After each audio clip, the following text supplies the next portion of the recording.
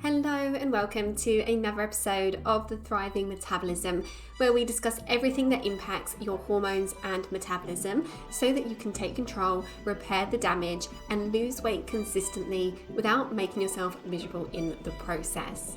It's my mission to empower you so that you and your metabolism thrives and you never have to go through diet misery again. I'm Louise Digby, registered nutritional therapist, weight loss expert, and founder of the Nourish Method to Lasting Fat Loss. Welcome to Exploring the Weight-Sleep Connection. In today's episode, we're going to explore a topic that often gets overlooked in the quest for weight loss. And contrary to popular belief, diet alone does not address the true causes of metabolic damage and stubborn weight. And in fact, a collection of factors tend to come together to cause hormonal and metabolic imbalances, sleep issues being one of them. So let's dive into the fascinating world of sleep and its profound impact on hormones, metabolism, and weight. Before we delve into the details, let's start with the basics. Sleep is not just a period of rest. It's a vital biological process that allows our bodies and minds to rejuvenate and function optimally. And there's a lot of repair that happens when you're asleep. And the quality of this sleep that you're getting impacts how much repair happens. It's recommended that adults get around 7 to 9 hours of sleep each night. But why is sleep so crucial for our health and our weight management? The connection between sleep and hormones is really fascinating. Two key players in the hormone department are ghrelin and leptin. These are what we call the hunger hormones because ghrelin stimulates appetite whilst leptin suppresses it. However, when we're sleep deprived, the levels of ghrelin increase, leading to increased appetite and food cravings. And at the same time, leptin levels decrease, making it harder for us to feel satisfied after eating. So it's a hormonal double whammy. So having poor quality sleep or not enough of it puts you on the back foot because you naturally want to eat more. The impact of sleep deprivation on hunger hormones is more pronounced in women than men. So this means that women are more likely to suffer the ill effects of a disrupted night's sleep than men are, which is ironic really, given that I imagine in most male-female couples, it's often the woman who is struggling to sleep because of hubby snoring. So you can blame your hubby next time they make a comment about your weight. And there's more hormones that get disrupted too. So cortisol, which is one of your key stress hormones, that plays a role in sleep and weight management. When we're sleep deprived, cortisol levels tend to increase, leading to higher stress levels and potential weight gain. And in one of the early episodes of this podcast, I focused in on cortisol and I explained how cortisol can disrupt sex hormones, causing inflammation and driving belly fat. So check that episode out if you haven't listened. Now, let's talk about metabolism. Sleep deprivation can have a profound impact on our metabolic rate, the rate at which our bodies burn calories. When we're sleep deprived, our metabolism slows down, making it hard for us to maintain a healthy weight.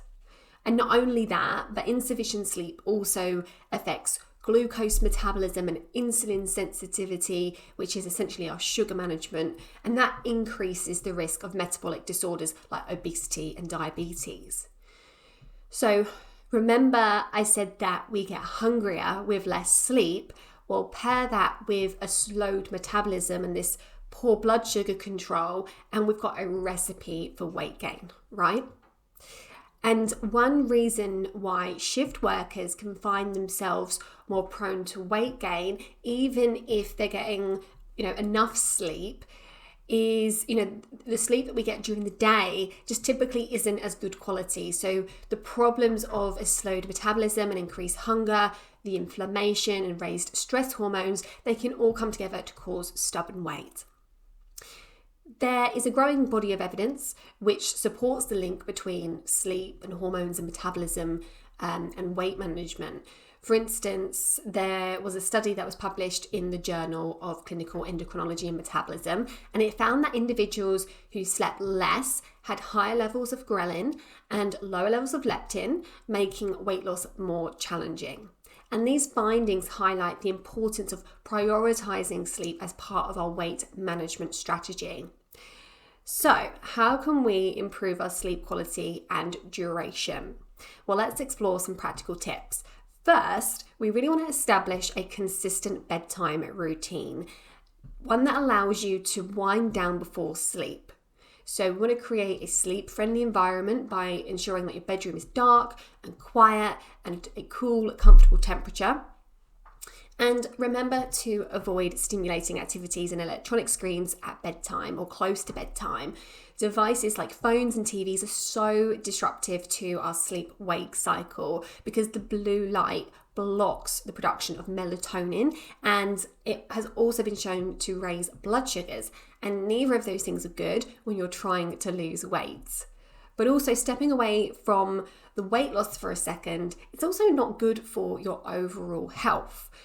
You know, over the almost 11 or so years that I've been in practice as a nutritionist, more and more research has come out about sleep and its importance for health. And it's one of those things that the more you learn about it, the more you realize that it's quite possibly the most important thing for healthy aging. Okay, so back to how to get good sleep. Practicing relaxation techniques like deep breathing or meditation can help prepare your body and your mind for a restful sleep. So if you're struggling with sleep, that's a really good place to start. Now, of course, it's all well and good telling you to go to bed earlier, but often there are underlying imbalances that can cause sleep problems. And it's important to address these imbalances in order to improve sleep quality and address the root causes of sleep issues.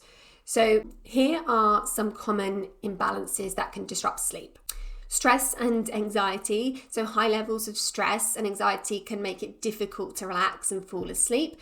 Stress activates the body's fight or flight response, releasing the stress hormone cortisol, which can interfere with the natural sleep-wake cycle. So addressing stress and anxiety through stress management techniques, relaxation exercises, and even therapy can help to restore balance and promote better sleep. Hormone imbalances are a big factor as well. Hormones play a crucial role in regulating your sleep-wake cycle. Imbalances in hormones like your cortisol, melatonin, thyroid hormones, they can disrupt the sleep cycle and lead to insomnia or other sleep disorders. So identifying and addressing any hormonal imbalances through, testing and other appropriate treatments can help to restore healthy sleep patterns. We definitely see this a lot in our clients. As we get those hormones more balanced, sleep becomes more regular and deeper. And then we've got circadian rhythm disruption. So our bodies have an internal clock called the circadian rhythm, and that helps to regulate our sleepiness and our wakefulness. And disruptions in this rhythm, such as irregular sleep schedules and shift work or excessive exposure to artificial light, it can throw off our natural sleep-wake cycle. Establishing a consistent sleep routine and limiting screen time before bed and creating a sleep-friendly environment can help to regulate and promote better sleep. Then we have gut health. So the gut and the brain are connected through the gut-brain axis, which is a bidirectional communication pathway. The gut microbiome produces various compounds and neurotransmitters that can influence brain function and behavior, including sleep. For example, certain beneficial bacteria in the gut produce gamma-aminobutyric acid, or GABA. And that's a neurotransmitter known for its calming effects, which can promote better sleep quality. And we have serotonin, which is often referred to as the happy hormone, and that's a neurotransmitter involved in mood regulation and sleep-wake cycles. Interestingly, a significant portion of serotonin is produced in the gut, about 95% of it, in fact. The gut microbiome influences the serotonin production, and imbalances in gut bacteria can impact serotonin levels, potentially affecting sleep patterns and mood. So addressing imbalances in the gut can lead to significant improvements in sleep quality. We also need to think about lifestyle factors as well. So certain lifestyle factors can contribute to sleep problems. Poor sleep hygiene practices such as stimulating substances like caffeine or alcohol close to bedtime, engaging in stimulating activities before bed, or having an uncomfortable sleep environment can disrupt sleep. Addressing these lifestyle factors by adopting healthy sleep habits and creating relaxing bedtime routines and just optimizing that sleep environment can significantly improve your sleep quality. And then it's important for me to mention medical conditions as well. Underlying medical conditions like sleep apnea, restless leg syndrome, depression, chronic pain, they can significantly impact sleep quality, of course. And it's important to consult with a healthcare professional to diagnose and treat any underlying medical conditions that may be contributing to sleep problems. By addressing these underlying imbalances, whether through stress management techniques or hormonal regulation, correcting deficiencies, or maintaining a consistent sleep routine, improving sleep hygiene, or just seeking medical assistance, when that's necessary, we can work towards resolving the problems and promoting restful and rejuvenating sleep. So hopefully you can see that weight management goes beyond just diets, and what we eat or how much exercise we do is just one part of the picture. Instead, we need to adopt a holistic approach that takes into account various factors, particularly sleep, stress management, and environmental toxin exposure. Those are the things that so often get ignored. And by addressing all of these aspects together, we can truly achieve lasting results. So if you're struggling with stubborn weight, don't forget to prioritize sleep as one of the fundamental pillars of your weight management journey.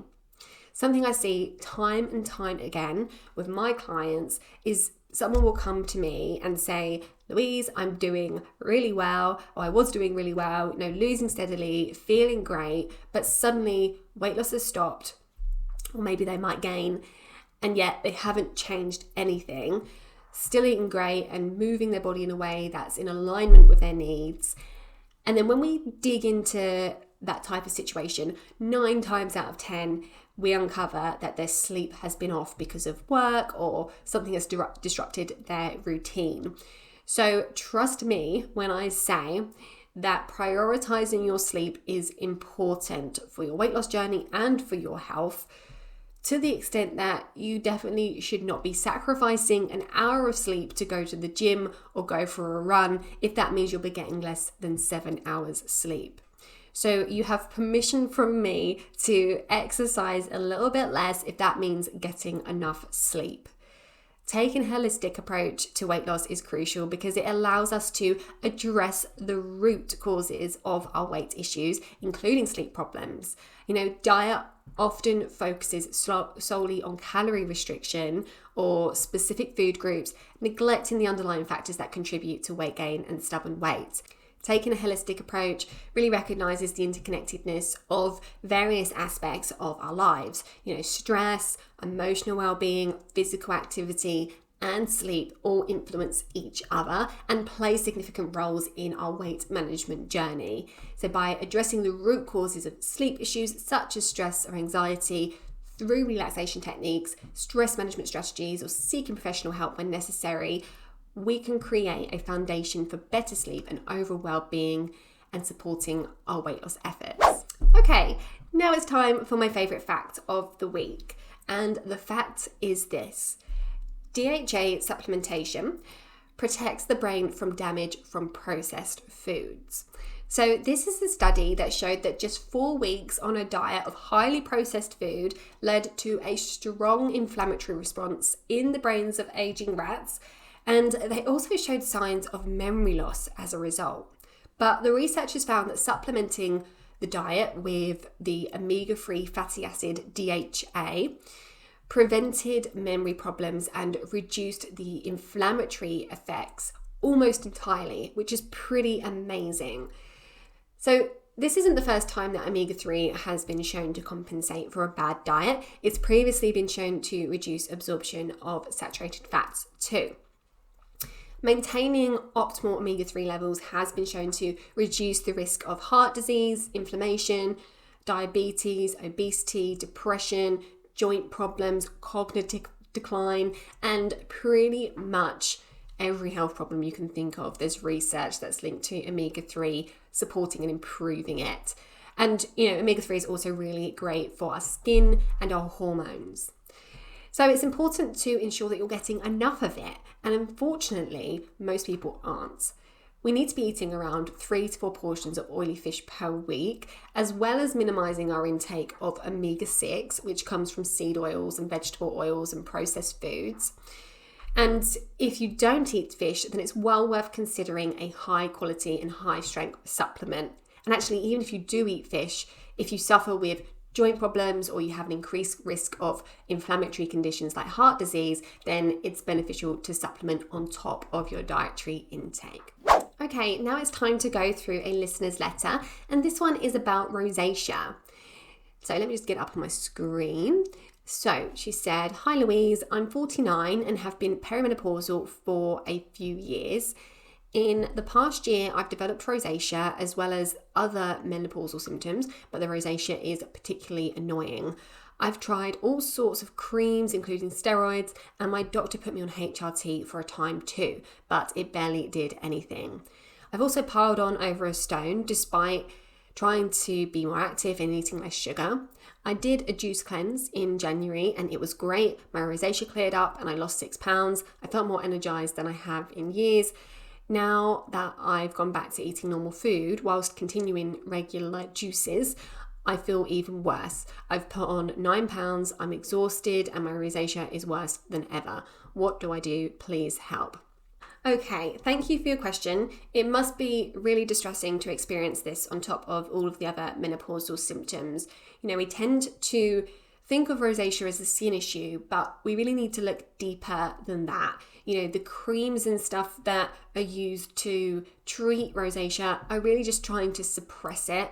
And until we address the deeper issues, we're going to have very limited results without using incredibly strong creams, which are, not great for us overall.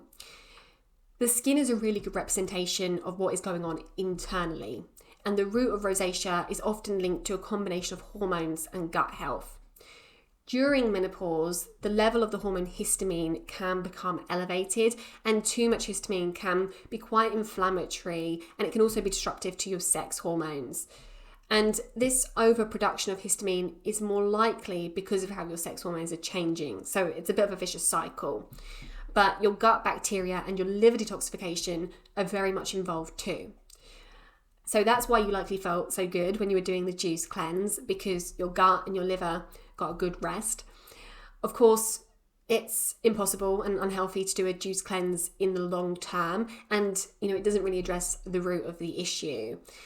Addressing rosacea properly will take some targeted work that a practitioner can help you with. But in the meantime, to help manage it, start with avoiding high histamine foods, which is anything aged or fermented like cheese, yogurt, wine, cured meats, anything that has been hanging around for a while or is preserved in some way.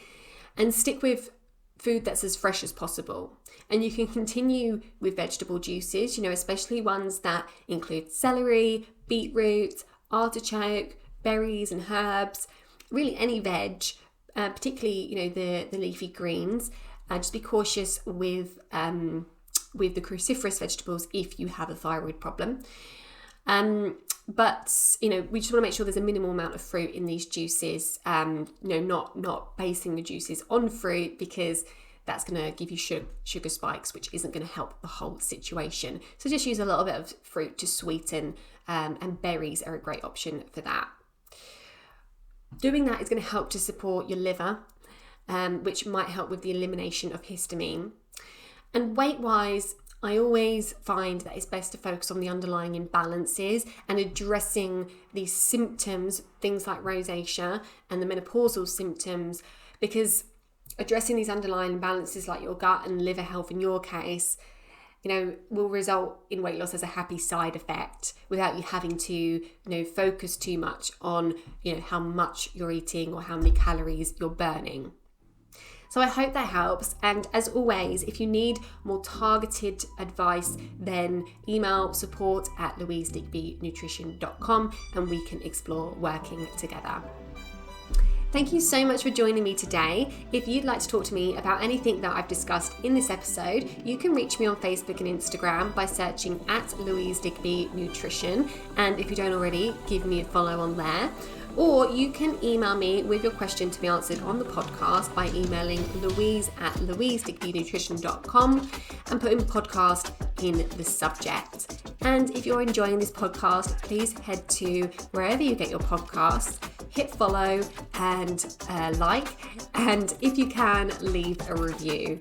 Thanks a lot, and I'll see you next time.